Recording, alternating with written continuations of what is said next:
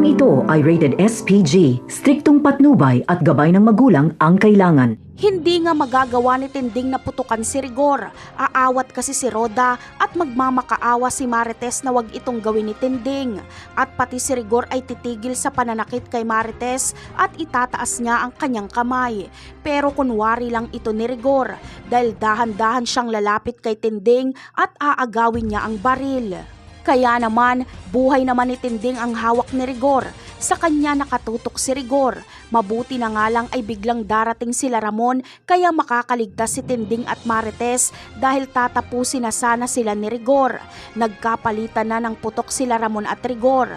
Pero sa dami nila Ramon ay walang laban si David at Rigor kaya pipiliin nilang tumakas. Sa bintana dadaan ang dalawa para takasan si Ramon. Galit na galit naman si Ramon dahil nakita niya ang pinsala sa katawan ni Marites dahil sa pambubugbog ni Rigor. Hahabulin ni Ramon sila Rigor at sa bintana din siya dadaan. Habang si Tanggol naman ay galit na galit at bigla ring darating.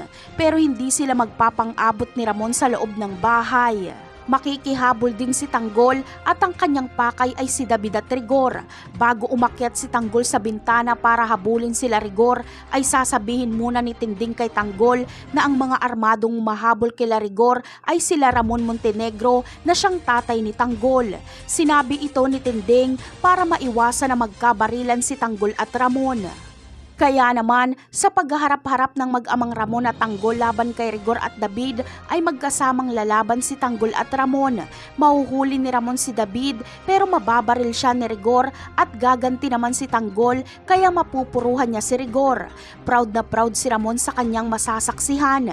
Hindi siya makapaniwalang sa gitna ng laban sila magkakakilala ng tunay niyang anak na si Tanggol.